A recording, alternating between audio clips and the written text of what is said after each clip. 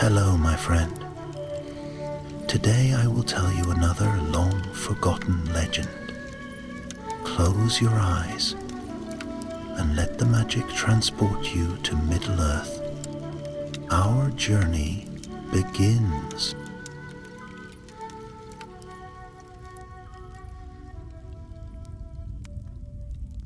The years after the War of the Ring were years of healing. The shadow that had loomed over Middle-earth was lifted, and the people of the free lands set themselves to the work of mending what had been broken. In Gondor, King Elisar sat upon the throne of his fathers, bringing peace and justice to the realm. In the Shire, the hobbits returned to their gardens and fields, sowing their seeds, raising their children, and singing their simple songs once more. Yet even in those days of renewal, whispers sometimes arose. Whispers of strange things that lingered in the corners of the world, remnants of the dark years not wholly gone. It began in the far western lands, near the Bree Road and the villages on the borders of the Shire. Farmers spoke in hushed voices of a rider in black who came silently in the night. He wore a hood drawn low, and his cloak was dark as pitch. His horse's hooves struck sparks from the stones, though no sound of breathing came from beast or rider. Cows fled from their pastures, sheep vanished from the hills, and those unlucky enough to glimpse the figure fled homeward in terror, trembling as if the very cold breath of the Nazgûl had touched them again. "Surely it cannot be," muttered the folk in Bree, "for were we not told that the Nine were ended in the fire of Mordor? Yet what else could walk so, wrapped in shadow, stirring such dread?" In the Green Dragon Inn of Bywater, stories grew bolder still. Some swore the rider had been seen upon the East Road, others that he had passed through the mists of the Barrow Downs, his cloak trailing like smoke, his steed black as midnight. The younger hobbits quailed to hear it, and even the older ones, who remembered well the terror of black riders long ago, grew uneasy. Fear of the old days crept once more into quiet homes, but not all believed the tales. "It may be no more than a trick of the night," said some, "a wandering peddler cloaked against the rain, or a mischief maker seeking to frighten children." Yet still the stories spread and the unease deepened. At length, word of the rider reached the ears of the king himself. Elisar, though wise and far-seeing, did not dismiss the reports, for he knew that evil often clung stubbornly even when its master had fallen. Some relics of the enemy's making endured, hidden in shadow, and there were always men who might be tempted by them. He pondered long, and at last he sent word north to the Dunedain of Arnor, his kin and companions of old, bidding them discover the truth of this matter. Among those who heard the summons was Edric, nephew to Halbarad, who had fallen bravely upon the Pelennor fields. Edric was young, yet already a seasoned ranger, tall and keen-eyed, skilled with bow and blade, and true of heart. When word came to him of the king's charge, he bowed his head. "For my uncle's honor, and for the safety of the Shire folk, I will take up this hunt." And so it was that Edric set forth from the North Downs, clad in the weather-worn garb of the Dunedain, his sword at his side and his longbow upon his back. He rode southward beneath the turning leaves of autumn, past lonely hills and silent streams, until at last he came into the Bree lands. The air was cool, and the nights grew longer with mists that curled about the hedges and fields. There, in the common room of the prancing pony, he heard the tales repeated once more. The folk spoke eagerly, though fearfully, to the tall ranger. A miller swore that he had heard hoof beats outside his door at midnight, though when he looked, no rider was there. A farmer's wife told of her husband's flock scattered in panic, their cries filling the dark.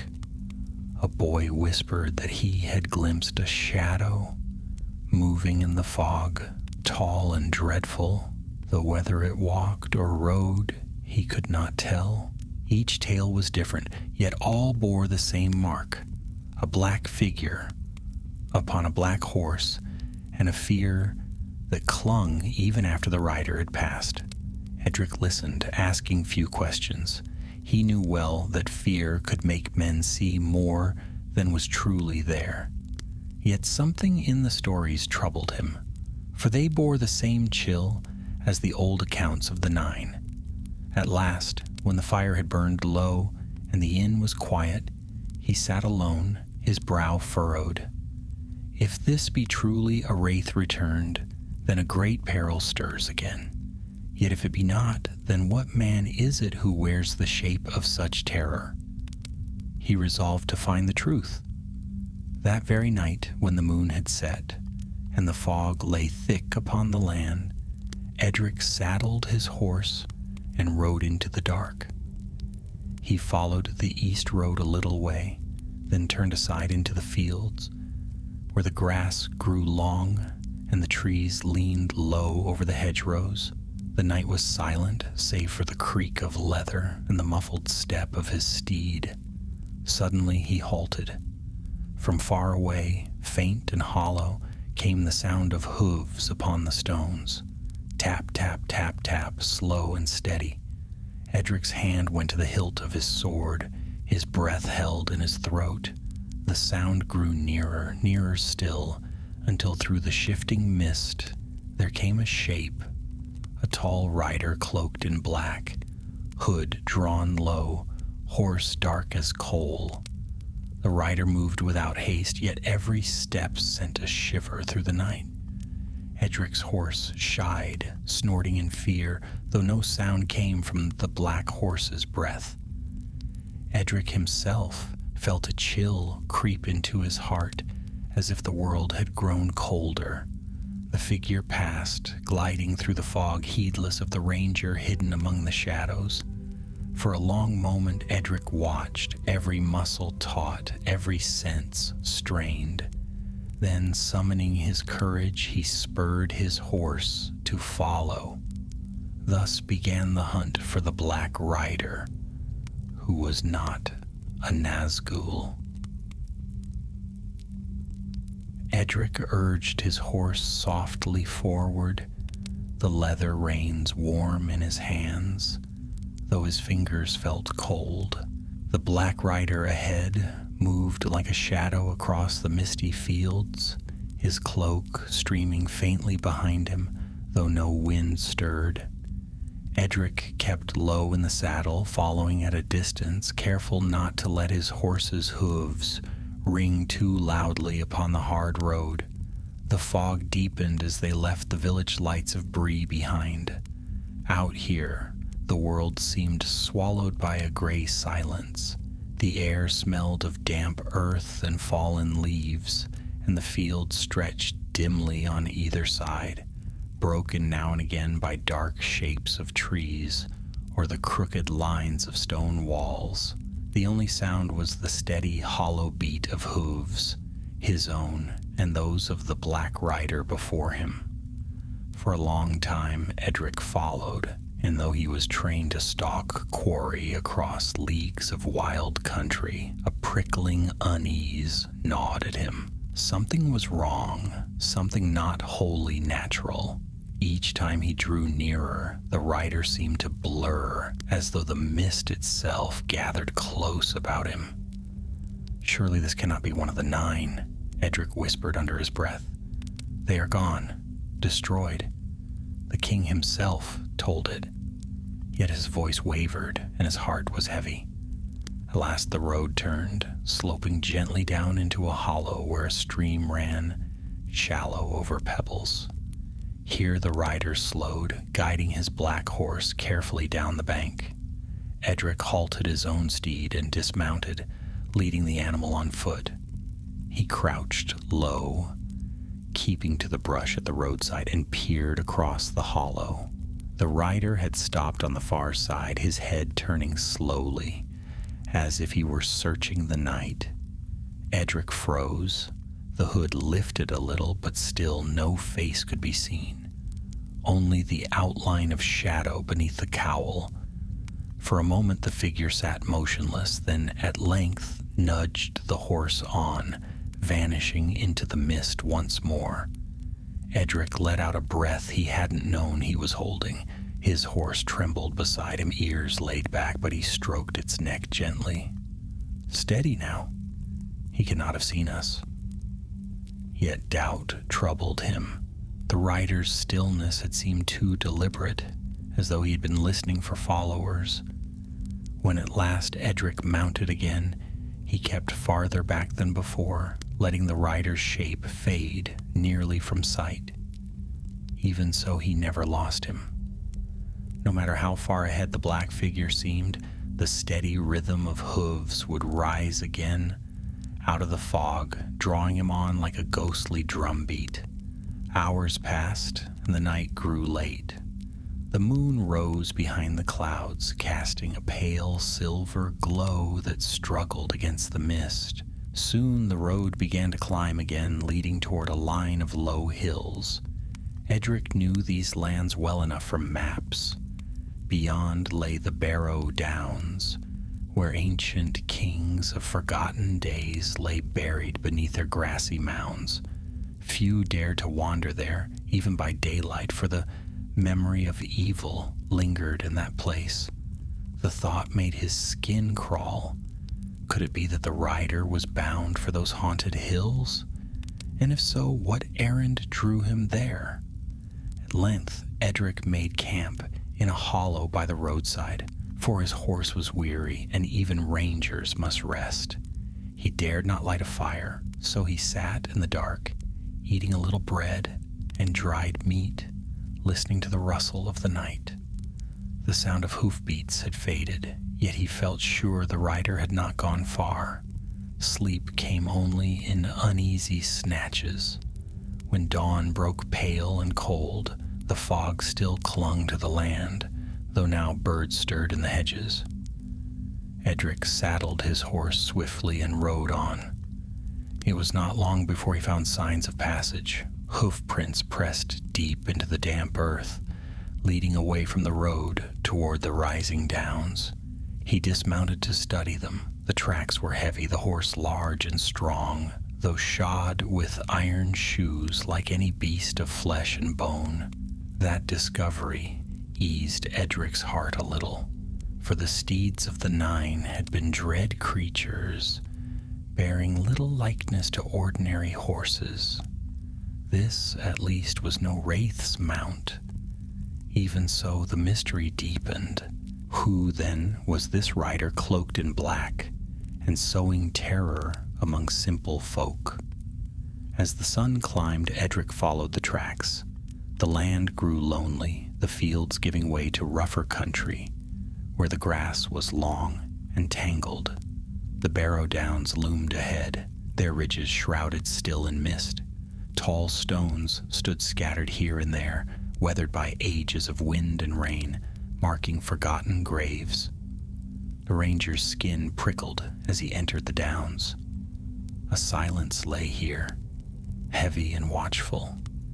Even the wind seemed hushed, whispering faintly as it wound among the stones.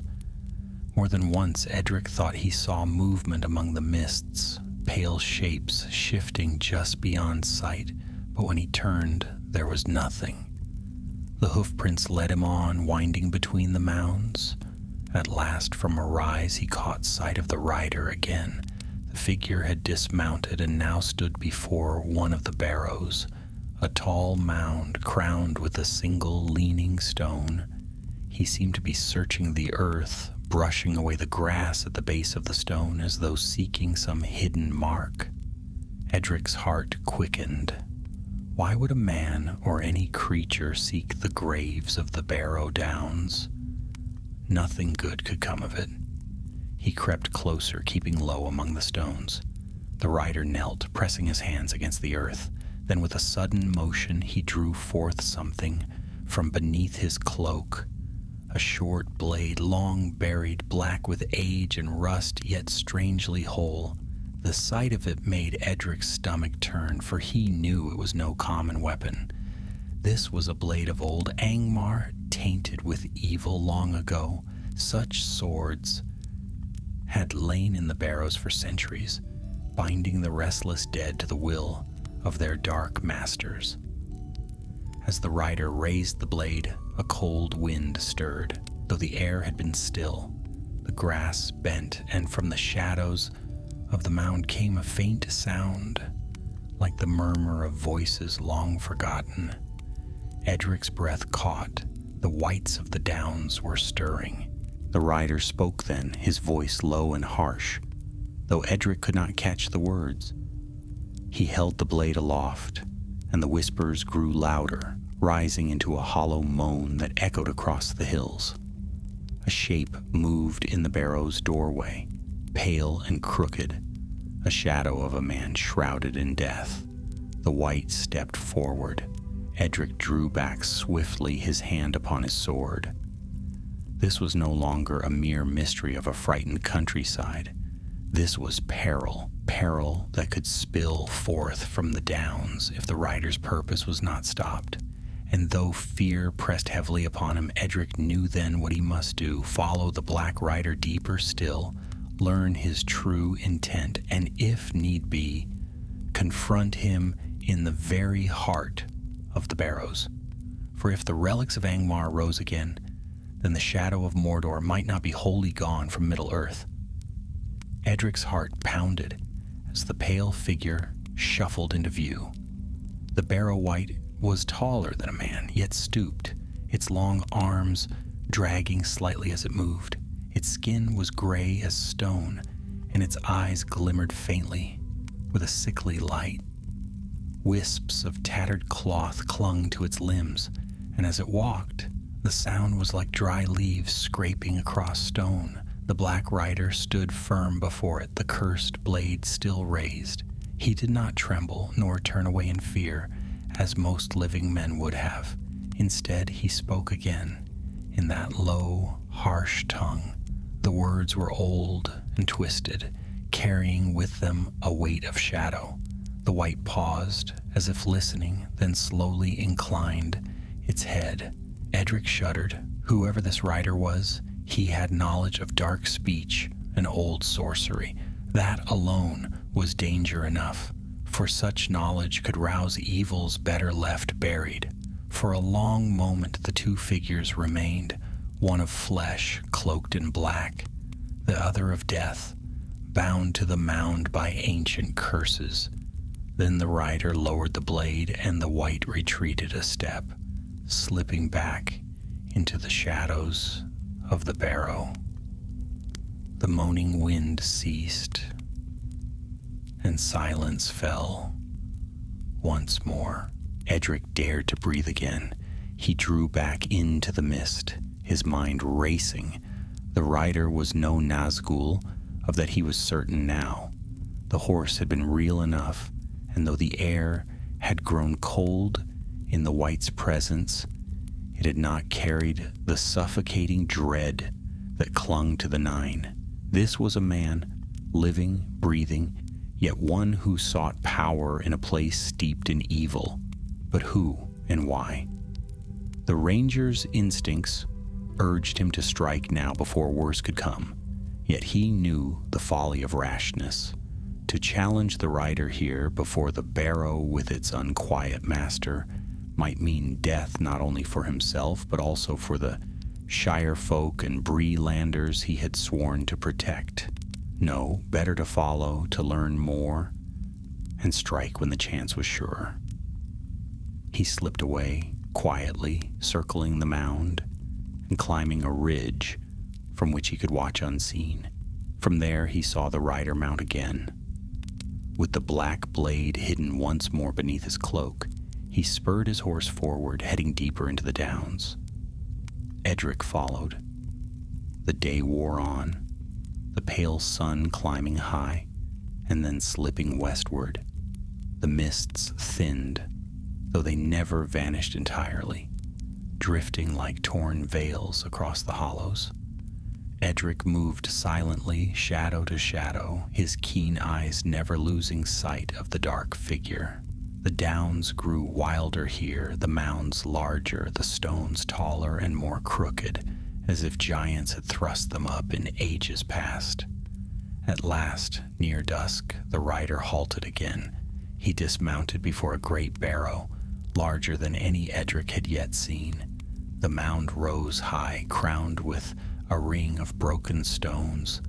Like jagged teeth, a darkness seemed to hang about it deeper than the falling night. The rider dismounted and approached the barrow's side. Once more he set his hands to the earth, searching. This time, after some effort, he found what he sought. A narrow opening, half hidden by turf and stone. With a torch drawn from his saddlebag, he struck flint to steel and lit a flame. Then, stooping low, he slipped inside. Edric's blood ran cold. To enter a barrow willingly, this was madness. Even the hardiest folk of Bree would not walk near these mounds by daylight, let alone step into their dark halls at dusk. Yet the rider went without fear. The ranger crouched among the grass, debating.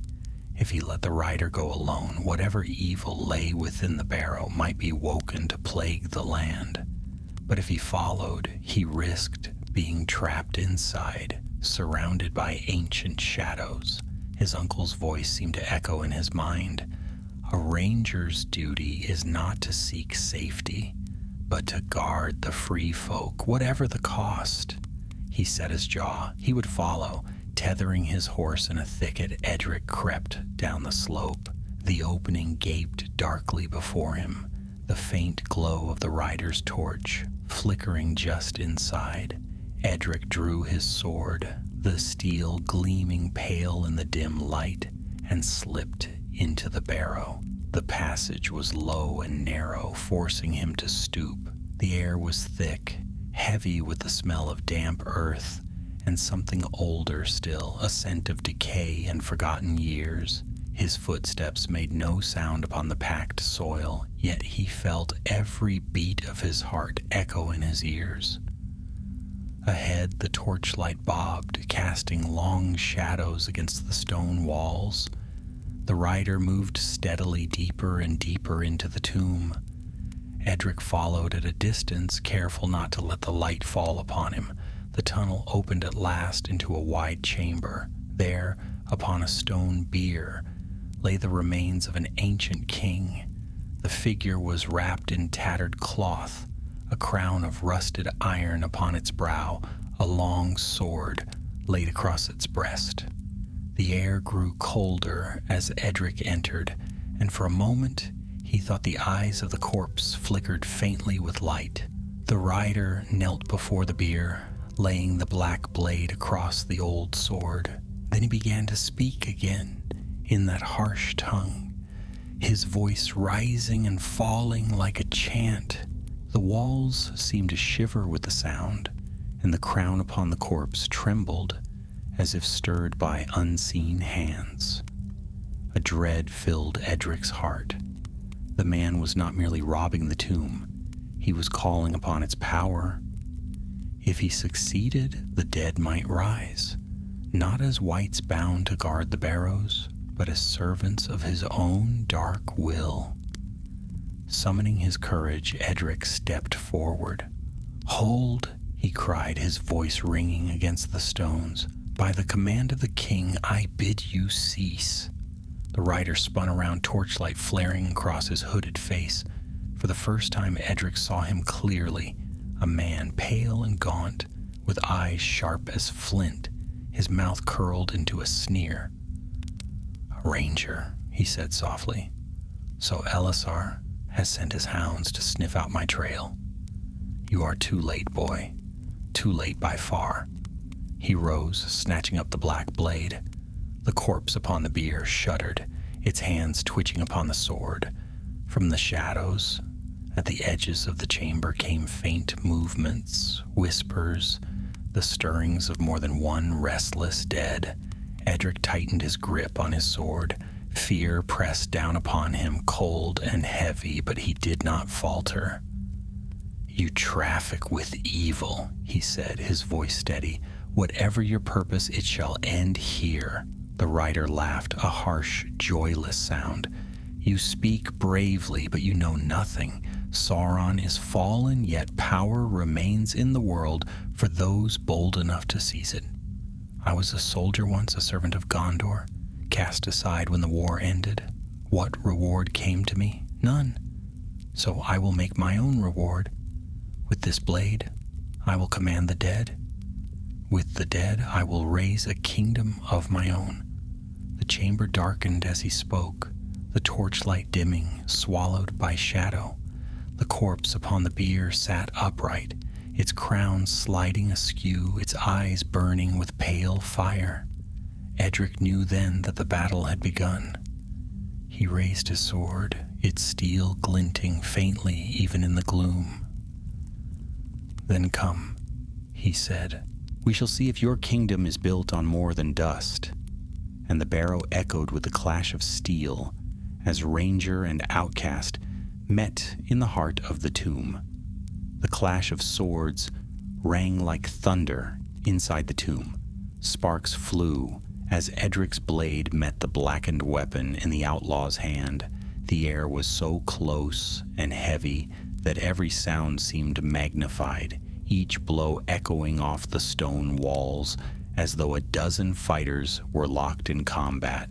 The outlaw fought fiercely. His movements were sharp, swift, and filled with a desperate energy. The cursed blade he wielded was not only steel, but something darker, and whenever it struck, Edric felt a cold sting seep through his arm, numbing his grip.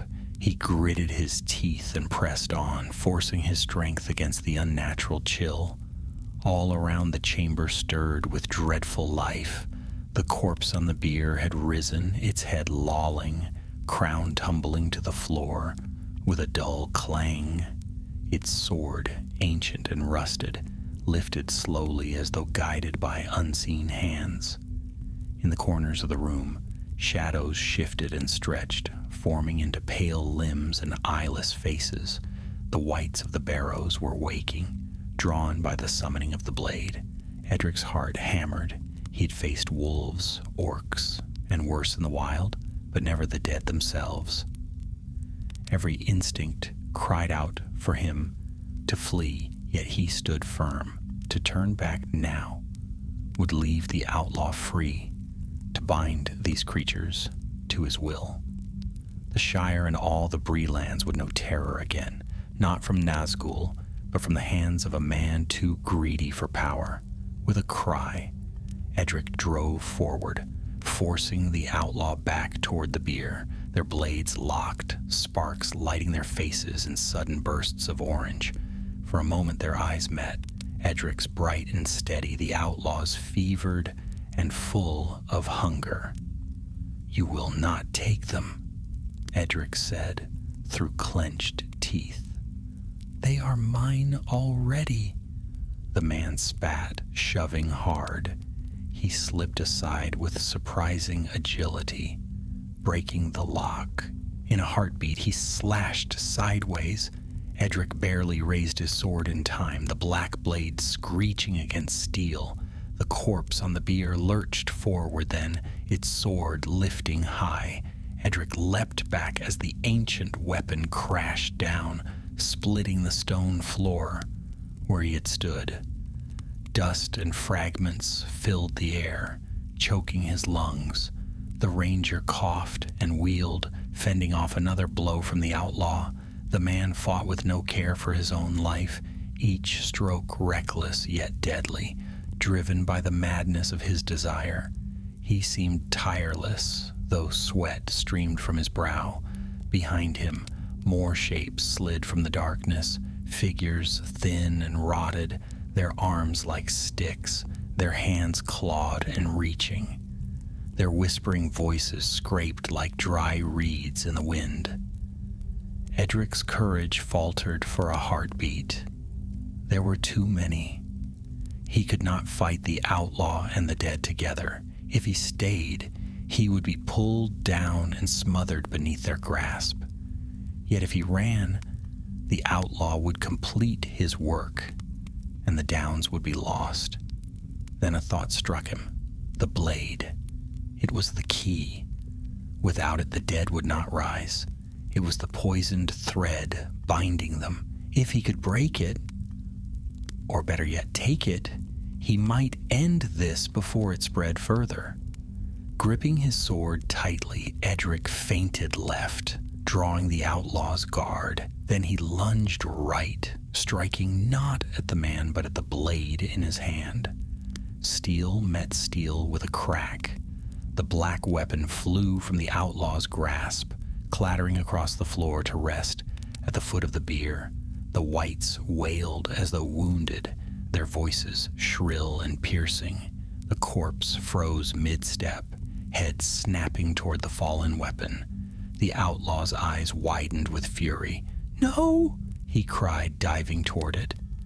But Edric was faster. With a shout, he kicked the blade, sending it skittering across the stones and into the shadows beyond the bier.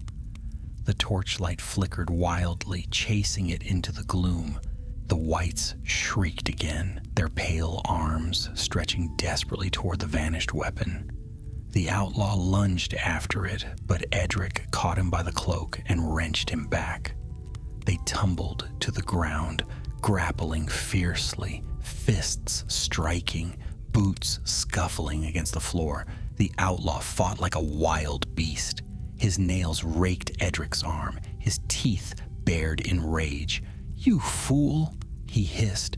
"Do you not see? With their strength, I could raise a realm greater than Gondor. No king would command me then." Edric shoved him hard against the bier. "Your realm is built on death," he said, gasping for breath, "and death will be your only crown." He struck with the hilt of his sword, the blow catching the outlaw across the temple. The man sagged, dazed. For a moment, silence hung heavy. Then a new sound rose, the shuffle of feet, the drag of limbs. The whites were closing in, their eyeless faces turned toward the living. They reached with hands like claws, whispering and moaning. Edric's pulse raced. The blade must be destroyed, and quickly, but where? The white's curse was bound to the very earth of the downs. Fire was the only true cleansing. Yet no flame could burn hot enough here in the tomb.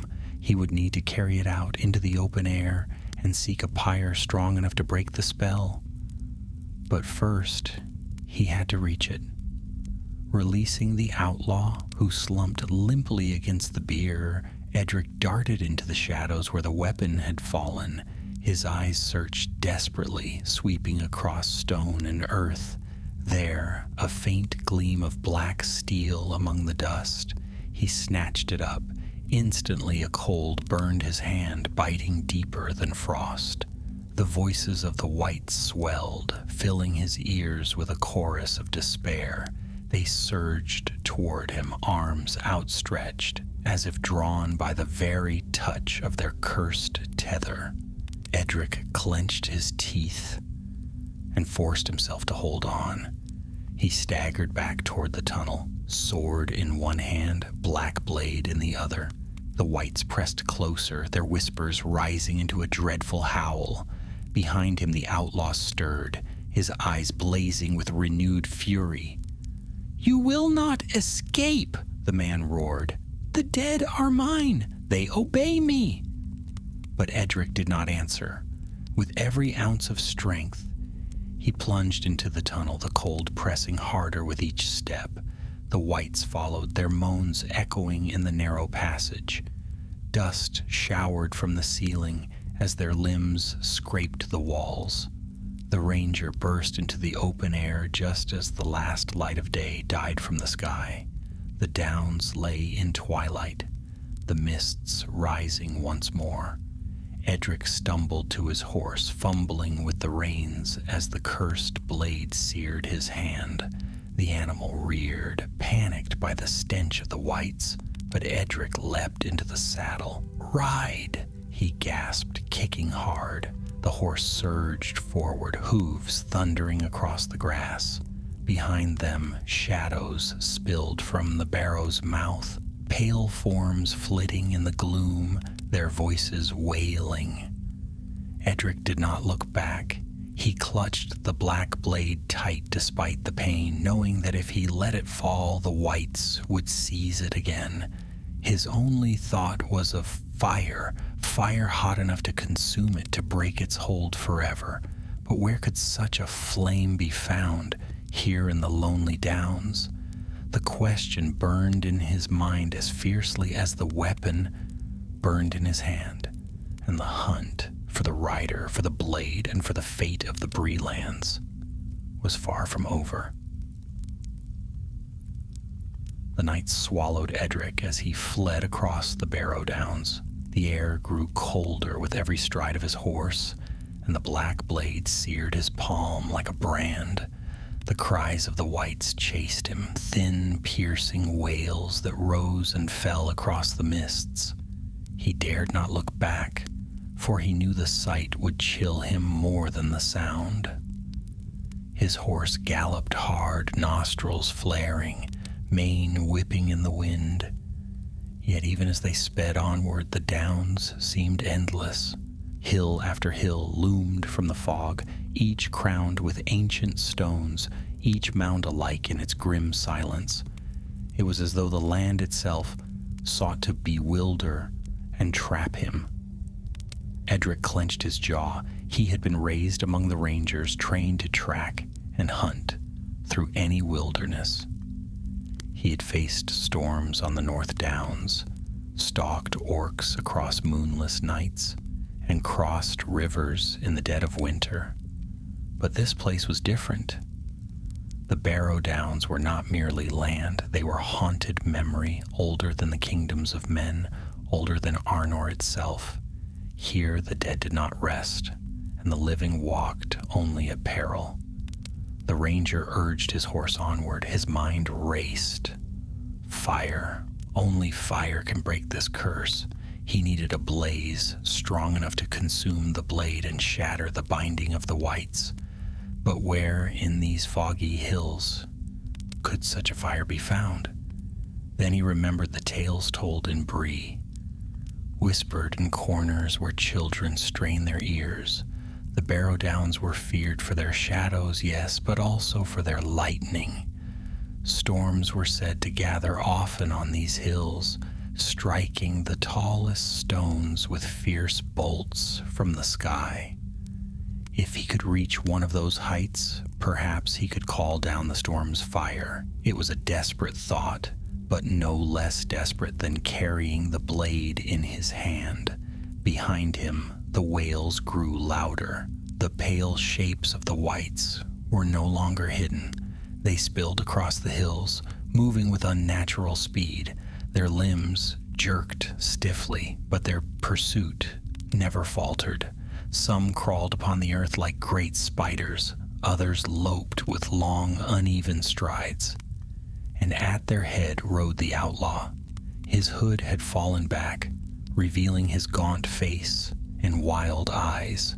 He had mounted his black horse once more, and now urged it fiercely on, crying words of command that stirred the dead to swifter chase. Edric's heart sank. The man had recovered quickly, and though he no longer bore the blade, he seemed still bound to its power. His voice carried like a whip, driving the whites to run faster. The ranger pressed his heels into his horse's flanks. They crested another hill and plunged down the other side. The ground shook with the thunder of hooves and the dragging shuffle of the dead. Edric's hand throbbed with pain where it gripped the cursed weapon. Every moment it touched his skin, it whispered in his mind, tempting, promising, urging him to turn and wield it for himself. With me, You could command them, it seemed to say. With me, you would not flee. With me, you could rule the night. Edric shook his head fiercely. Be silent, he growled aloud. You will not have me. The horse tossed its head at his sudden cry, but Edric steadied it. He scanned the horizon, searching for the tallest hill, the highest stone. Then through a gap in the mist, he saw it. A mound higher than all the rest, crowned with 3 great standing stones, their tips black against the starlit sky. It was a place known in Bree lore as the Crown of the Downs, where lightning often struck. That is where we must go, he whispered, urging his horse toward it. The climb was steep. The horse's muscles strained as they scrambled up the slope. Loose stones skittered down beneath the hooves. Edric's breath came hard, his arm aching with the effort of holding both reins and blade. Behind him the outlaw shouted, and the whites shrieked in answer. They were closing the distance. At last, Edric reached the crest. The 3 stones loomed tall and jagged, ancient guardians of the mound. The air was strange here, charged, prickling against his skin, as though the sky itself held its breath. Above, the clouds gathered, swirling dark and heavy despite the stars. Edric dismounted swiftly. He dragged his horse close to one of the stones, tying the reins tightly, though the animal stamped and snorted in fear. Then he turned to the center of the crown, raising the black blade high. The weapon pulsed cold in his hand, the whispers growing louder. Strike them and they will obey. Claim them and they are yours. You need not fear. Edric clenched his teeth. I will not, he said firmly. You are cursed and your end has come. He knelt, placing the blade across a flat stone. With his free hand he drew his own sword, lifting it high to strike down upon the black steel. Perhaps he could break it here and now. But before he could bring the blow, a voice rang out across the hill. Stop! The outlaw had arrived. He rode up the slope, his horse frothing with sweat, his cloak flying behind him. The whites swarmed after, pale forms spilling onto the crest like a tide of shadows. Do not touch it, the man cried, leaping from his saddle. His eyes gleamed with desperation. You cannot destroy it. It is bound by powers older than Gondor itself. Give it to me, Ranger, and I will spare your life. Edric stood tall, sword raised. Spare me? You would bind the dead to your will and lay waste to these lands?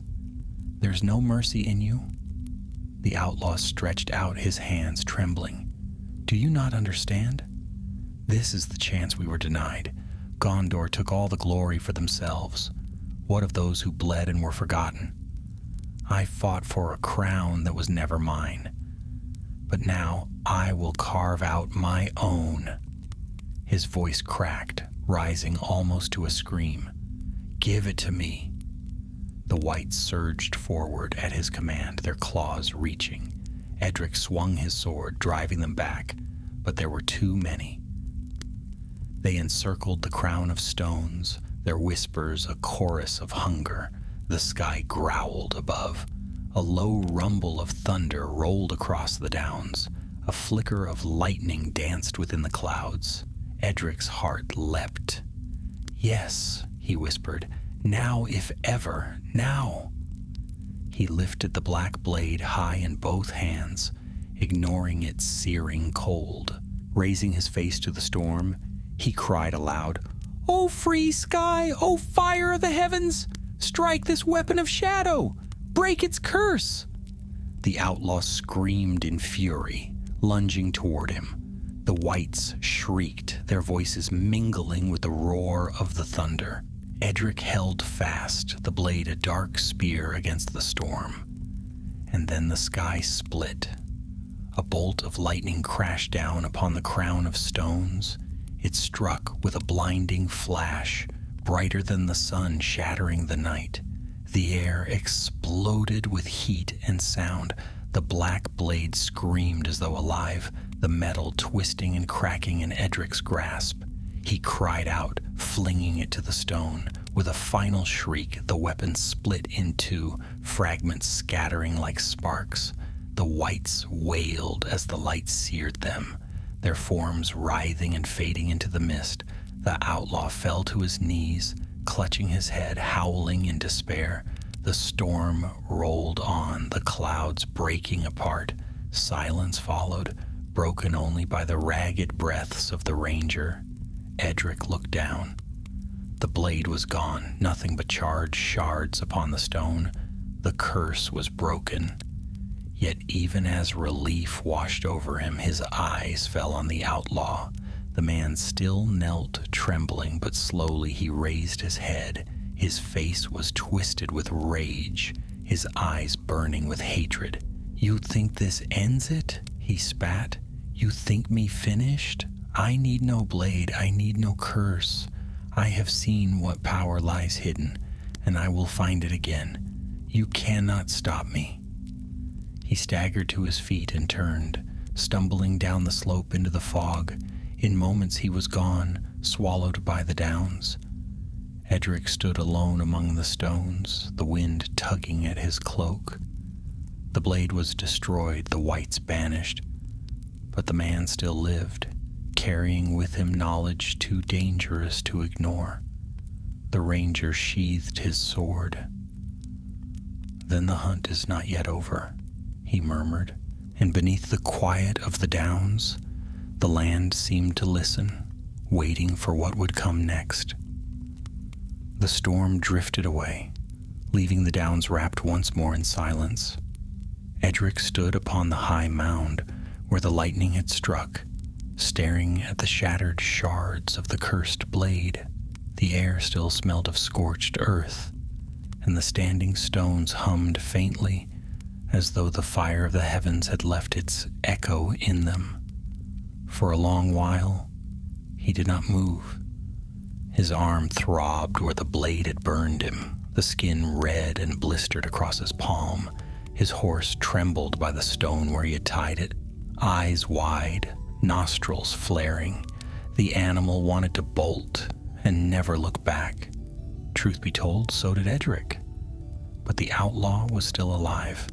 The man had slipped into the mists, his fury carrying him down into the hollows of the downs.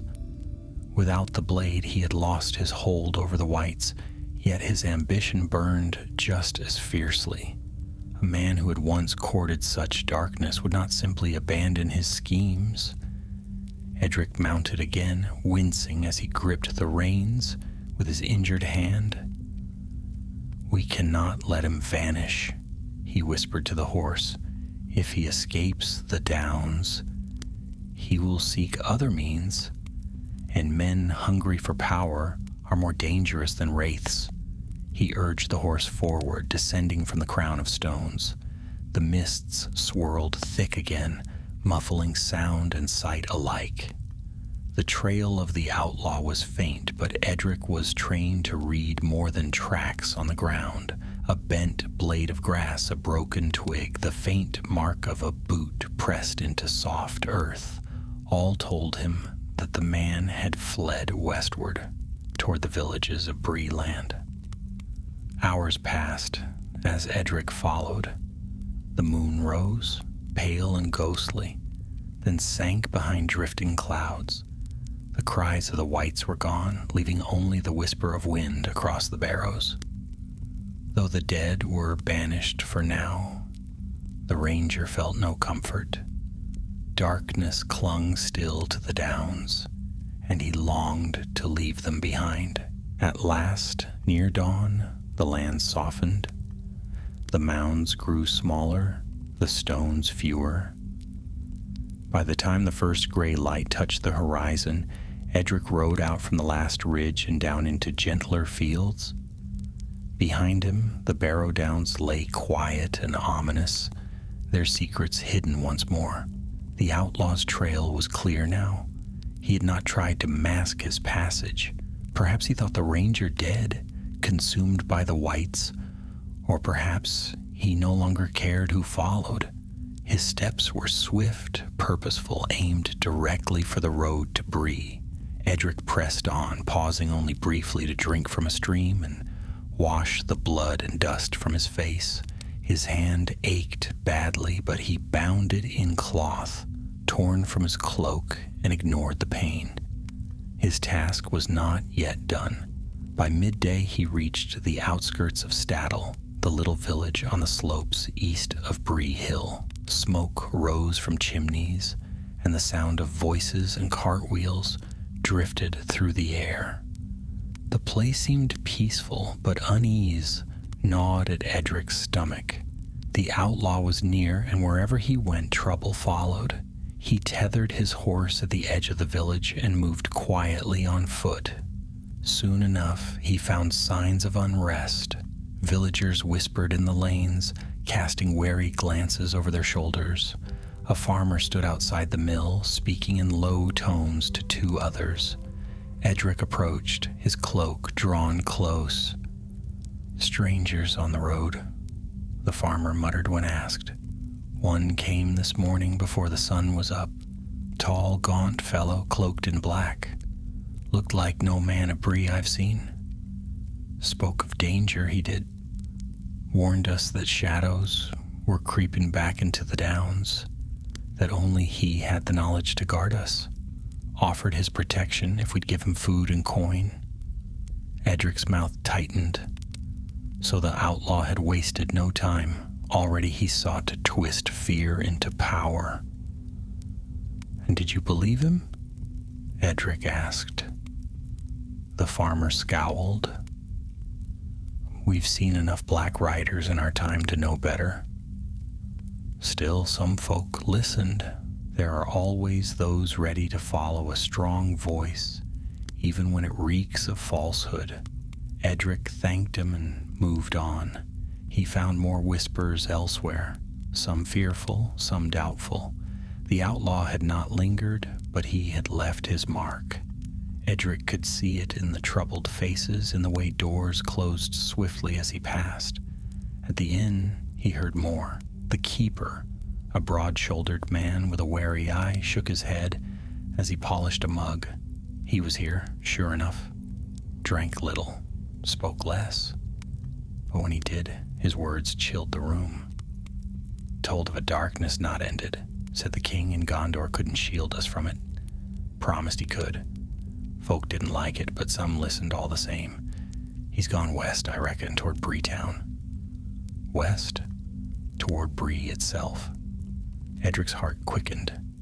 If the outlaw reached Bree, where travelers from every road gathered, his lies could spread like fire in dry grass.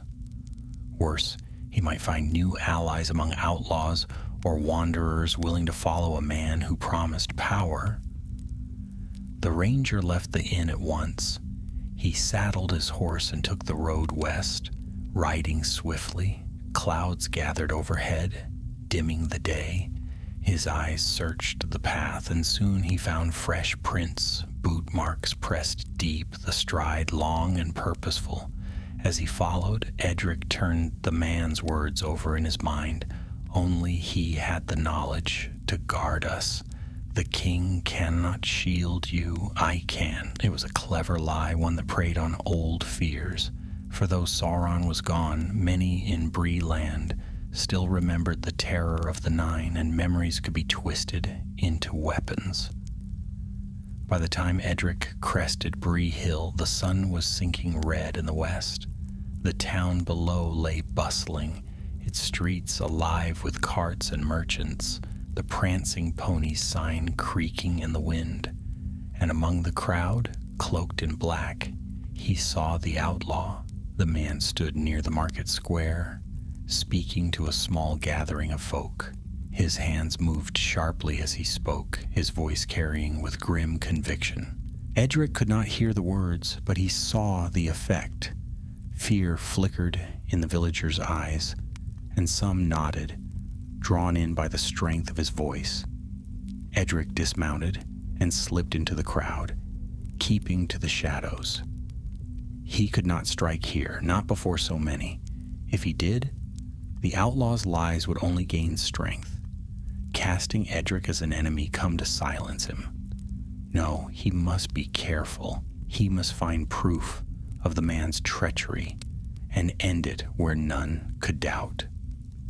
But even as he watched, the outlaw's eyes swept the square and paused. For an instant their gazes met, recognition flared. The outlaw's mouth twisted into a thin smile. He said a final word to the crowd, then turned and strode swiftly away, vanishing into the throng. Edric cursed under his breath and pushed after him, weaving between carts and villagers. The chase had begun anew, and this time it led into the heart of Bree itself. Edric darted through the market square, slipping past carts laden with apples and barrels of beer, weaving around startled villagers. The outlaw's black cloak flashed ahead, vanishing down a narrow lane between two tall houses. "Stop him!" Edric cried, but the townsfolk only stared, bewildered. Some shrank back, others muttered, but none lifted a hand. Fear of the Black Rider still clung to their hearts. The ranger pressed on. He plunged into the lane, boots striking hard upon the cobblestones. The passage was narrow, hemmed in by leaning walls, and it bent sharply out of sight. Edric followed the turn and found the way empty. He slowed, sword hand twitching. The outlaw had been only a breath ahead, yet now the lane lay silent. Doors were shut, windows dark. The only sound was the creak of a signboard above and the faint murmur of voices far off. Edric crouched, studying the ground. The cobblestones bore no clear prints, but a scuff along the wall caught his eye, as though a boot had slipped upon the plaster. He looked up, and there, clinging to a wooden ledge above, he glimpsed the outlaw pulling himself onto a roof. Edric gave chase. He sprang to the ledge, caught the beam, and hauled himself upward. The roof was steep, its tiles slick with the evening's damp, but he scrambled across it, never letting the black cloak slip from view. The outlaw moved swiftly, leaping from roof to roof with a wildness that seemed almost inhuman. Edric followed, his breath hard, his muscles burning. Bree lay spread beneath them, streets twisting like threads, lanterns glowing, dogs barking in alarm at the noise above. At last, the outlaw dropped down into a courtyard behind the prancing pony. Edric landed after him, rolling to his feet, sword drawn. "Your flight is over," Edric called. His voice echoed off the walls. The outlaw turned, his pale face gleaming in the lamplight. He did not draw a weapon, for the cursed blade was gone, yet his eyes burned with defiance. "You think to bind me, Ranger?" he sneered. "You think chains will hold me, when the people themselves will rise to follow?" Edric stepped forward cautiously. "You have no power now. The blade is shattered. Your lies will end with you." The man laughed harshly. "No power? Fool, I do not need a blade to sow fear. Did you see their faces? They remember the shadows of the 9. I need only speak, and they tremble. Soon they will listen, some out of fear, others out of hunger. And when they do, Bree will be mine." His voice rang with such conviction that Edric felt a shiver creep through him. For though the outlaw's words were madness, there was truth in them. Fear was a weapon sharper than steel, and once sown, it was not easily torn out. "Enough," Edric said firmly. "You will come with me to the king. He will judge you." But the outlaw only smiled coldly. "Then you had best catch me first." He flung a handful of dirt into Edric's eyes and bolted for the gate. Edric staggered, blinking furiously, then surged after him. They burst into the street, scattering a pair of startled ponies. The outlaw sprinted down the road, shoving past villagers, his cloak streaming behind him. Edric followed relentlessly. They raced through Bree, past the inn, past the smithy, past shuttered shops. Doors banged open as folk leaned out to watch, their cries rising in alarm. Some shouted encouragement to Edric, others jeered, not knowing who to trust. The outlaw darted into a crooked alley. Edric plunged in after him, but the passage twisted and turned like a rabbit warren. Twice he nearly lost the man, catching only fleeting glimpses of his cloak. Then, at the alley's end, the outlaw sprang up a stairwell and onto another roof.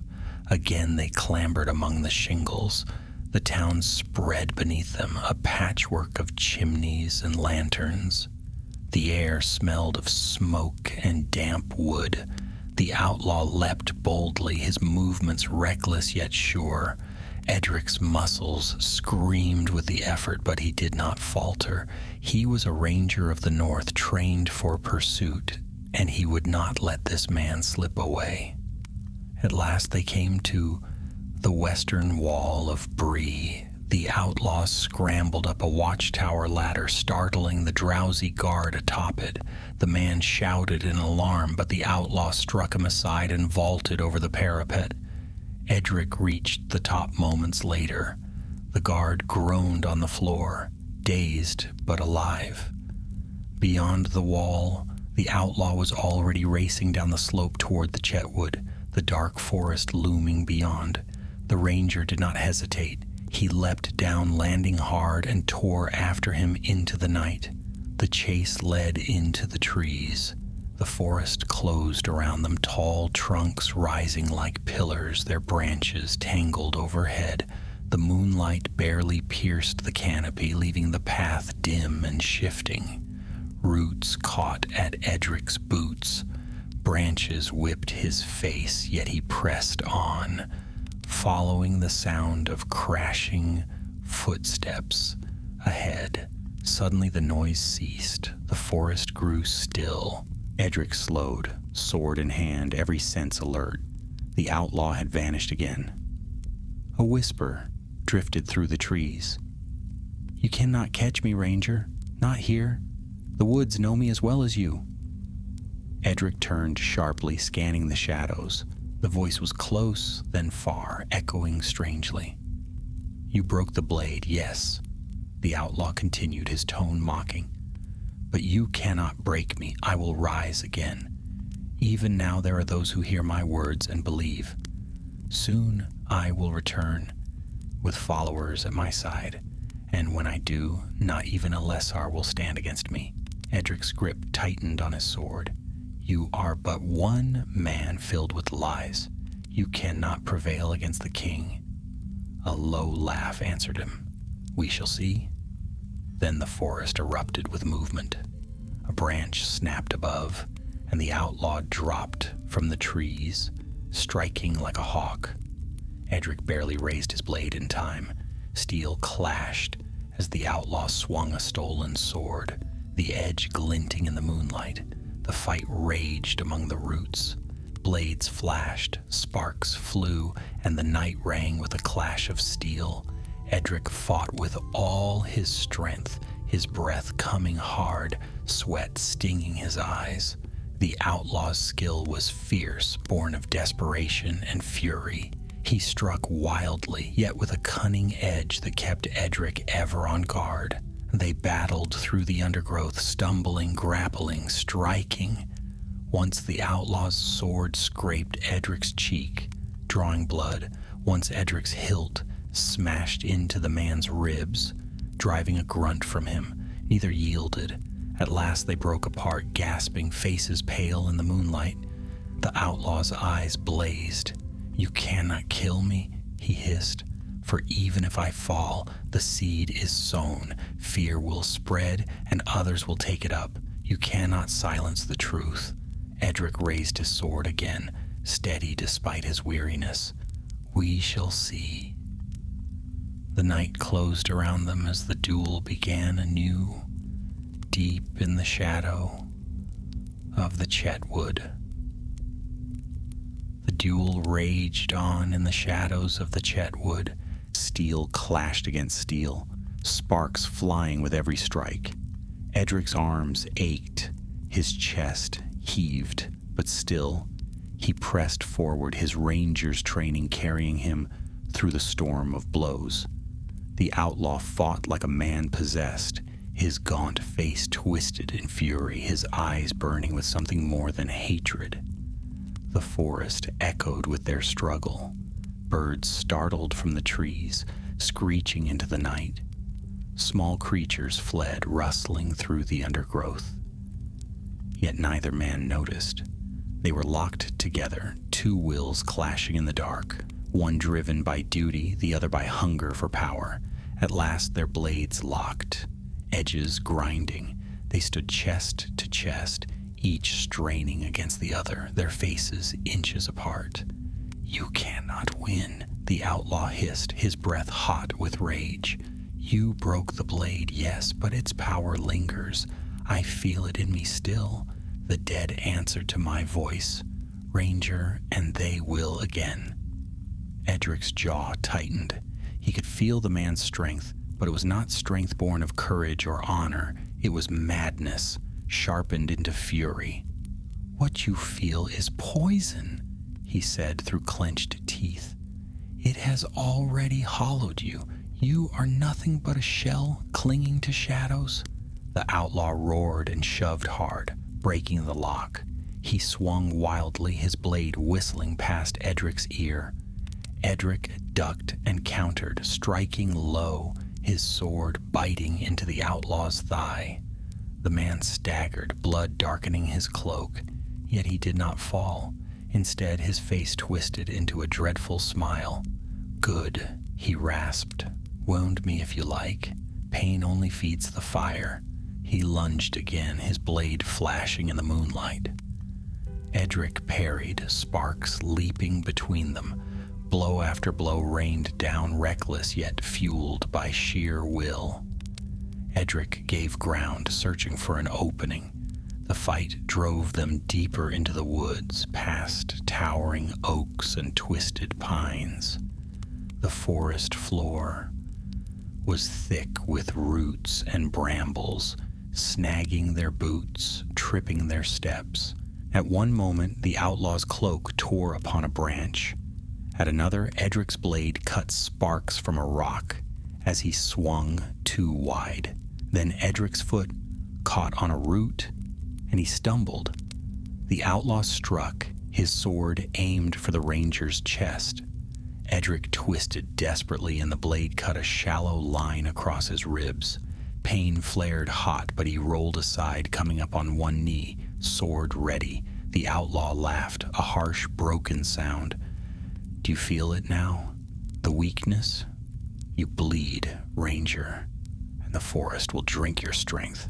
Soon you will fall, and I will walk on, stronger than before." Edric rose slowly, his breath steady despite the pain. His eyes narrowed. "You boast of strength, yet you cannot fight without the crutch of fear. Look at you, bleeding, limping, half-mad. All you have is words, and even those will turn to dust." For the first time, the outlaw faltered. The smile slipped from his face, replaced by a flicker of doubt. He struck again, more viciously than before, but his movements were wilder, less sure. Edric saw it then, the man's true weakness, not his wounds, not his lack of the cursed blade, but his hunger. He was ruled by it, enslaved to it, without fear to feed on. He was nothing. The ranger steadied his grip. He would not match the outlaw in fury. He would end this with patience. The duel stretched on, their blades ringing through the night. Each time the outlaw struck, Edric gave ground, conserving his strength, letting the man exhaust himself. His opponent's breaths grew ragged, his swings less precise. The wound in his thigh slowed him, the blood loss sapping his vigor. Finally, with a cry, the outlaw swung high, overcommitting. Edric seized the moment. He stepped inside the blow, twisting his sword in a sharp parry, and slammed his shoulder into the man's chest. The outlaw staggered back, crashing into a tree. Edric leveled his sword at him. "Yield," he commanded. His voice rang firm in the darkness. The outlaw's chest heaved, his eyes wild. For a heartbeat, it seemed he might surrender, but then his face hardened, and he spat blood onto the ground. "Never!" With a sudden snarl, he lunged again, though his movements were sluggish. Edric sidestepped, catching the man's arm with his blade. The outlaw cried out, dropping his weapon. It clattered to the forest floor. Edric moved swiftly, driving his sword to the man's throat. The outlaw froze, panting, his eyes wide. "You are finished," Edric said. His voice was low, final. The outlaw trembled, his defiance faltering. Yet still, in a last desperate whisper, he said, "The shadow is not ended. You may bind me, you may drag me before your king, but others will come. Fear cannot be slain. It will always rise again." Edric's sword did not waver. "Perhaps, but tonight it does not rise with you." He struck with the hilt, knocking the man senseless. The outlaw slumped to the ground, unconscious. For a moment, silence fell. Edric stood alone in the dark, his chest heaving, blood staining his side. The night was still, the forest holding its breath. Then slowly, he lowered his sword. He bound the outlaw's hands with rope from his pack, securing the knots tightly. The man stirred faintly but did not wake. Edric slung him across the back of his horse, then mounted himself, weary but resolute. The long road back to Bree awaited, and beyond it, the judgment of King Elisar.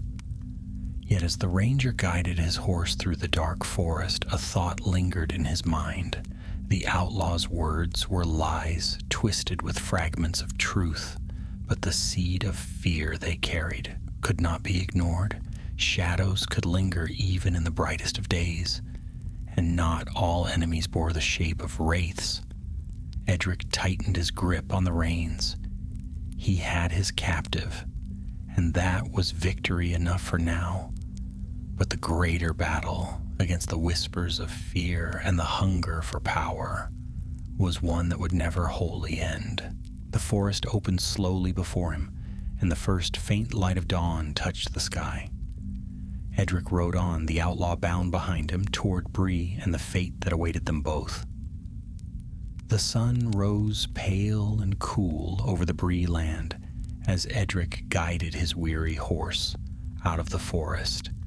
The outlaw slumped limply against the ranger's back, his wrists and ankles bound, his face still streaked with dirt and blood. Birds stirred in the hedgerows, and mist drifted low across the fields. The sight of morning should have eased Edric's heart, but unease clung to him like a shadow. The man he carried was dangerous, not because of strength or weapons, but because of his words. Even bound and beaten, his voice held a sharp edge. Fear could spread from his tongue like fire catching dry grass. Edric had seen it already in Staddle and Bree. Folk unsettled by his talk of shadows and protection, their doubts stirred, though they knew not why. The ranger tightened his grip on the reins. He must deliver the outlaw to Bree swiftly before the man could twist more ears to his cause. By mid-morning, the tall hedge and gate of Breetown came into view. The guard on duty squinted as Edric approached, his eyes widening at the sight of the bound figure draped over the horse. "Who's this, then?" the guard asked nervously. "A troublemaker," Edric replied. "He'll need to be kept under watch until he can be sent south to the king." The guard nodded quickly, opening the gate. Best keep him far from the common folk. They're already unsettled, what with rumors flying these days. Edric dismounted inside the gate, pulling the outlaw, Roughly down from the horse, the man stirred, groaning faintly, his eyes fluttering open. Even half-conscious, his lips moved, muttering words sharp and venomous. The guard flinched. "What's he saying?" "Nothing worth hearing," Edric said firmly. He bound a gag across the man's mouth, silencing him at once. "But be warned, his tongue is his sharpest weapon. Do not listen, whatever he says." Together they dragged the outlaw into the town, past streets already alive with morning trade. Carts rattled, children laughed, dogs barked. Yet eyes followed them everywhere. The sight of a man cloaked in black, bound and gagged, stirred whispers among the folk. Some cheered quietly, nodding to Edric in approval. Others frowned, wary, their doubts plain upon their faces. At the prancing pony, Barlaam Butterbur himself bustled out, wiping his hands on his apron. "Bless me, if it isn't one of you rangers again? And what's this you've brought?" "A prisoner," Edric said shortly. "He'll be kept under guard until I can take him south." Butterbur peered nervously at the outlaw. "That's him, isn't it? The fellow who's been stirring folk with his dark talk. Half my customers have been muttering since he passed through." He shook his head. "Never thought I'd see the day, but it's true. Some folk believed him." Edric's eyes hardened. That is why he must be kept bound.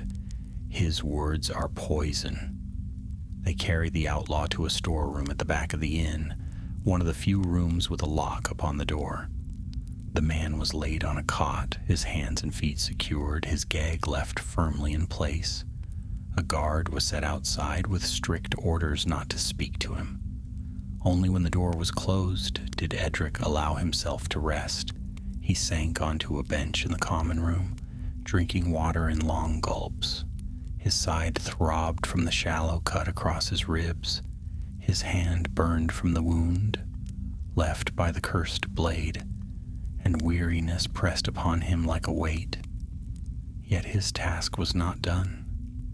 He sent word at once to the Dunedain still scattered across the north. Riders would carry news to the king in Gondor. In time, Elisar himself would decide the outlaw's fate. But time was dangerous. Already whispers spread through Bree. By noon, the market buzzed with talk. Some claimed the ranger had captured a wraith returned from the dead. Others swore the prisoner was a sorcerer, cast out of Gondor for dark arts. Still others muttered that perhaps the man spoke truth, that shadows lingered, and the king's hand reached too far to the north. Edric walked among them listening. His heart grew heavy. The outlaw was bound, yet his influence lived on in the minds of the fearful. When evening came, Edric returned to the storeroom. The outlaw sat upright on the cot, his eyes gleaming in the lamplight. The gag muffled his words, but his gaze spoke clearly. Defiance, triumph, the certainty that his voice still carried beyond the door. Edric drew near, speaking quietly. "You think yourself clever, so in doubt like seed, but your crop will fail. Folk may listen for a while, but truth will out in the end." The outlaw tilted his head, as though mocking him. Edric leaned closer. "You will go to Gondor, you will stand before the king, and there your words will falter, for no lie can stand long in his presence." The man's eyes narrowed, and though the gag stifled his reply, his hatred was plain. Edric turned away, leaving the guard to his post. Yet even as he stepped into the night, unease lingered. The outlaw's voice was silenced, but fear still gnawed at Bree. He could feel it in the air, hear it in the whispers. That night, Edric kept his sword at hand as he slept. Twice he woke, hearing sounds in the street, shuffling footsteps or low voices. But when he looked, the way was empty. Still, he did not rest easily. On the second night, the trouble came. Edric was roused by the guard's shout. He sprang up, sword drawn, and ran to the storeroom. The door hung open, the lock splintered. Inside, the cot was empty. The outlaw was gone. The guard lay sprawled on the floor, dazed, a bruise rising on his temple. He spoke, the man stammered weakly. He made me listen, said he'd show me the truth. I don't remember more. Then he struck me down. Edric's blood ran cold. Somehow even gagged. The outlaw had twisted the man's will. Perhaps he had slipped the gag. Perhaps the guard had loosened it, tricked by his words. Either way, the prisoner was free. Without a word, Edric seized his cloak and ran into the night. Bree was dark, the streets shadowed, but lanterns glowed faintly in windows. He scanned the lanes, searching for any sign. And there it was, a dark figure moving swiftly toward the west gate, cloak trailing behind. Edric's heart hardened. The hunt was not yet ended. He sprinted after the fleeing outlaw, the cobblestones ringing beneath his boots. The west gate of Bree creaked as it swung closed for the night, but before the latch could drop, the outlaw slipped through. His cloak streamed like smoke as he vanished into the dark road beyond. Edric was seconds behind. He shouted to the startled gatekeeper, "Keep watch. None else must pass." Then he was through, sword at his side, boots hammering the packed earth of the road. The night lay quiet beyond the hedge, fields stretched out beneath a thin crescent moon, hedgerows casting long shadows. The outlaw ran swiftly, his pale face glancing back once, eyes glittering. He carried no sword now, but his voice was enough to rattle the courage of weaker men. Edric remembered the dazed guard felled not by steel, but by words whispered in the dark. The ranger quickened his pace. He could not allow the man to vanish into the wilds again. Twice already he had slipped away, and each time his lies had spread further. Another escape, and Bree itself might be lost to doubt. The chase left the road and cut through the fields. Edric hurdled a low wall, splashing across a narrow stream. The outlaw darted ahead like a fox, weaving between trees, his cloak snagging on branches. "You cannot run forever," Edric called. His voice rang sharp in the cold night. The outlaw answered with laughter, harsh and broken. "Forever? No. But long enough, Ranger. Long enough to plant my seed in every heart that trembles at the dark?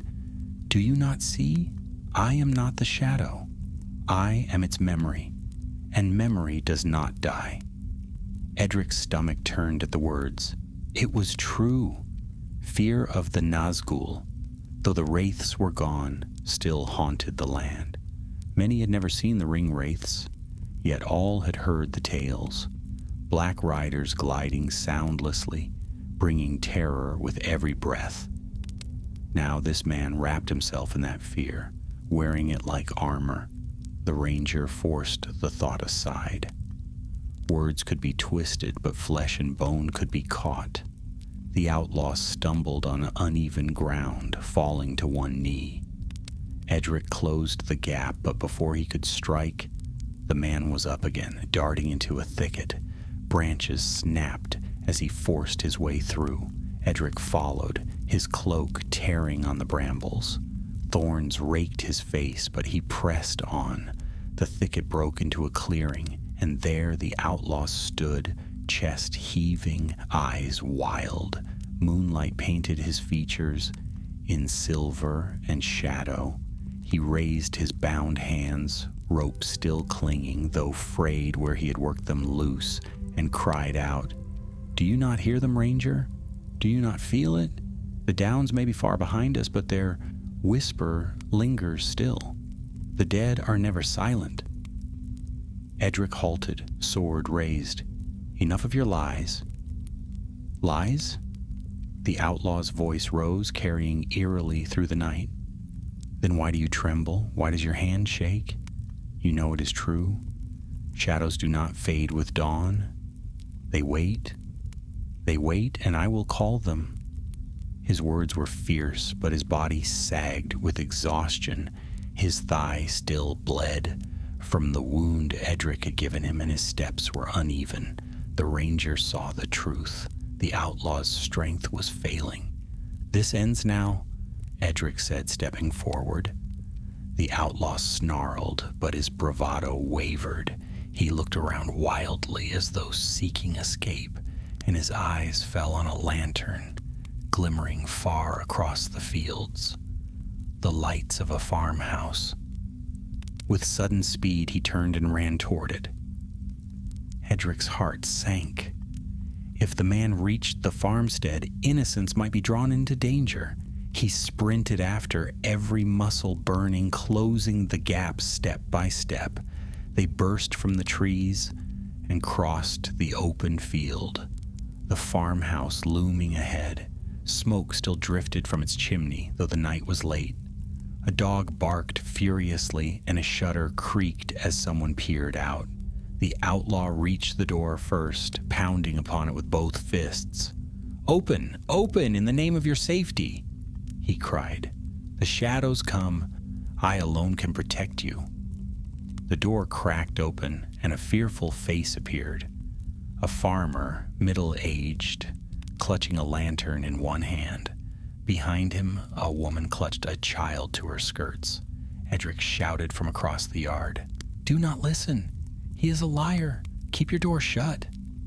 The outlaw whirled, eyes blazing. "See how he fears me. He would silence me because I tell the truth." He shoved the door wide, forcing his way into the farmhouse. Edric reached the threshold seconds later. He barged inside, sword raised. The room was small, lit only by the farmer's lantern and the dying glow of a hearth fire. The outlaw stood in the center, hands lifted like a preacher, his voice low and commanding. The farmer's wife shrank back, clutching her child, while the farmer himself stood frozen, torn between fear and uncertainty. Edric stepped between them and the outlaw. "Stay back," he told the family. "This man is no protector. He is a traitor who would see you enslaved by fear." The outlaw sneered. Listen to him, always speaking of kings and laws.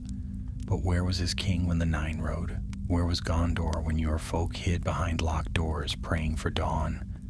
I was there. I fought in the war. And what did I gain? Nothing. Cast aside, forgotten. But now I will not be forgotten. He turned to the farmer, his eyes burning. "Join me. Stand with me, and I will make you safe. The king does not know your names, but I will." The farmer's hands trembled, the lantern shaking. He looked from one man to the other, doubt twisting his face. Edric's voice cut through, firm and steady. He would use you, only to feed his hunger for power. Do not give him what he wants. He speaks of safety, but he brings only peril. The outlaw lunged suddenly, seizing the lantern from the farmer's hand. He hurled it to the ground. Flames leapt at once, licking across the dry rushes on the floor. The room filled with smoke and heat. "Now let us see who they believe," the outlaw cried, his voice wild. Chaos broke loose. The woman screamed, clutching her child as the fire spread.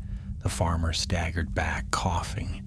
Edric lunged forward, shoving the outlaw hard against the wall. They grappled fiercely, smoke billowing around them. "You will kill them all!" Edric shouted. The outlaw's face twisted in a grin. "Better to burn than to bow!"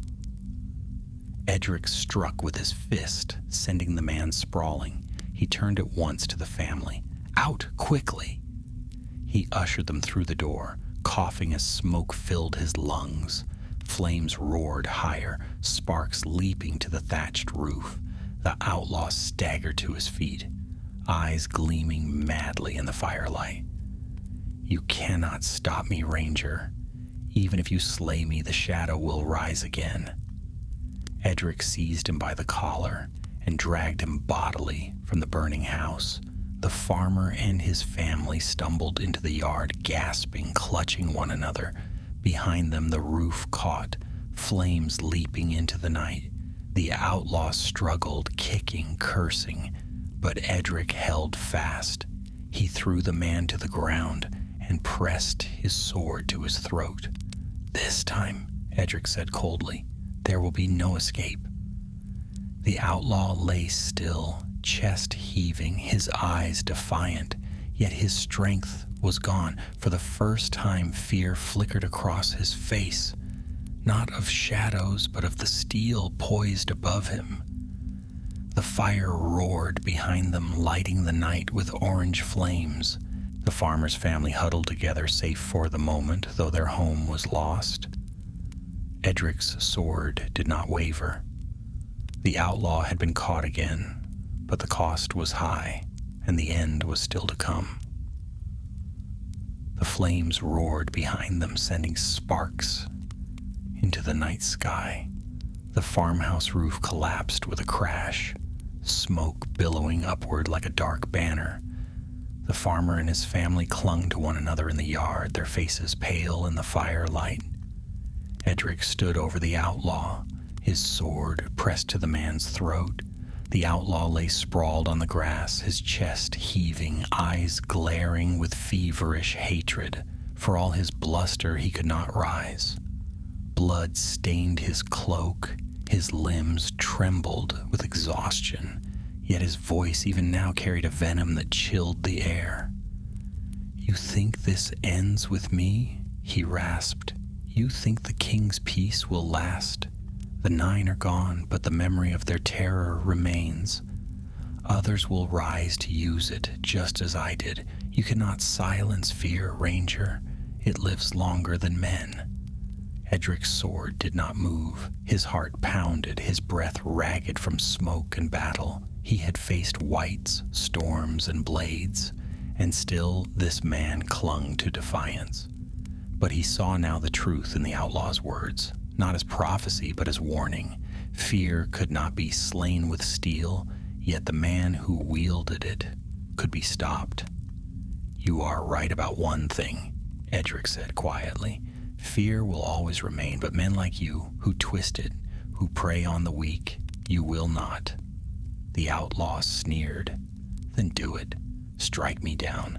Prove to them all that the Ranger is no better than the shadows he hunts."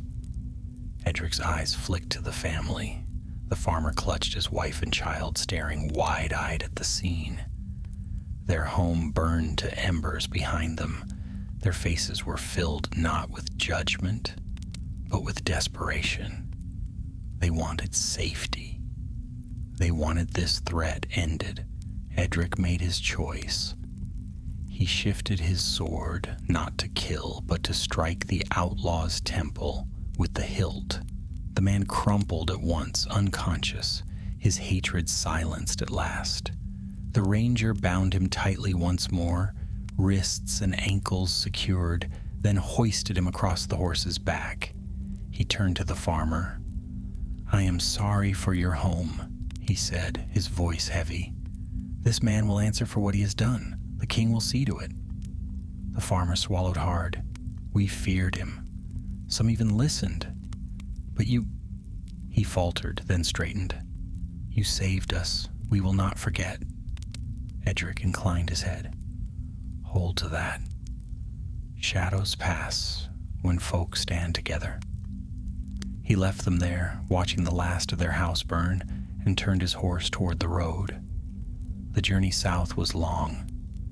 Edric avoided the downs, steering instead through villages and open fields.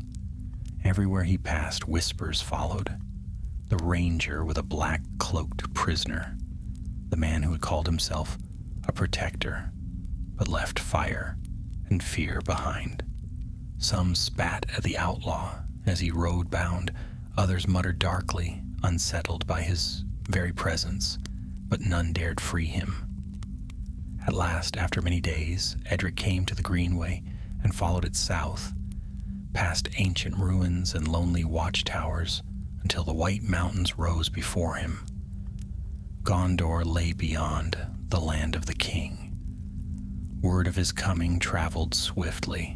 When he reached Minas Tirith, the guards at the gate ushered him inside with solemn faces.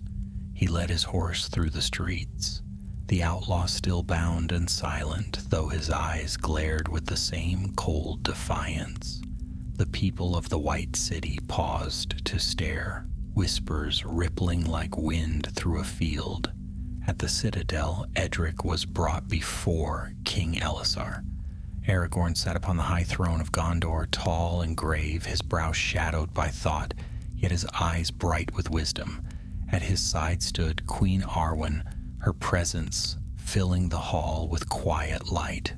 Edric knelt, bowing low. "My lord," he said, "I bring you one who sought to clothe himself in the shadow of the Nine. He stirred fear in Breeland, roused the dead of the Barrow Downs, and set fire to the homes of the innocent. I bring him for your judgment." The outlaw was cast to the floor, his bonds still tight. He lifted his head, sneering. "So this is the great king? The man who claims to bring peace? You may bind me, but others will rise. You cannot rule forever." The hall stirred with murmurs, but Aragorn raised a hand and silence fell. He gazed upon the outlaw for a long moment, and his voice, when he spoke, was calm yet filled with weight. "You are no wraith, nor even a sorcerer," the king said. "You are a man, once a soldier, perhaps even brave. But you let bitterness rot your heart. You chose greed over honor, fear over hope. Such is always the way of the fallen." The outlaw spat at the floor. "Spare me your wisdom. Kill me if you dare. But remember my words. Fear will return." Aragorn's eyes did not waver. "Fear may return, but it will not be by your hand. You shall be taken far from Bree and the Shire, far from those you sought to poison. Your name will be forgotten, your lies silenced. You will live, but in chains until the end of your days." The outlaw's face twisted, fury mingling with despair. He struggled against his bonds, but they held fast. His voice, once sharp as a blade, broke into hoarse cries that echoed uselessly in the hall. Edric bowed his head. Justice had been done, though the shadow of the man's words would linger. Later, as the ranger stood upon the walls of Minas Tirith, watching the sun sink over the mountains, Aragorn came to him. "You did well, Edric, son of Halbarad," the king said. "The Shire and Breeland are safe because of your courage." Edric turned, weary but steadfast. "Safe for now, my lord." But the outlaw was right about one thing. Fear cannot be slain. It will always find a voice. Aragorn's gaze was steady, the light of the sunset upon his brow. "That is true. But so too will hope, so long as there are those who guard the weak. Shadows will never prevail." Edric felt the weight of those words settle in his heart. He thought of the farmer's family, of the whispers in Bree, of the broken blade on the downs. He thought of his uncle Halbarad, who had given his life upon the Pelennor fields. Hope was not an easy burden, but it was a burden worth bearing. He bowed to the king. "Then I will guard them still. Wherever shadows creep, I will stand against them." And so the tale of the Black Rider, who was not a Nazgûl, came to its end. The outlaw was no wraith, no servant of the Dark Lord, but a man who sought to wear the fear of others like a cloak. His schemes were broken, his power ended, yet his story became a warning whispered across the north, that shadows may rise again, not from Mordor, but from the hearts of men. but it was also said in Bree and the Shire, and among the rangers of the north, that courage rises too wherever it is needed. And so long as the Dunedain endured, no shadow, however cunning, would ever truly prevail.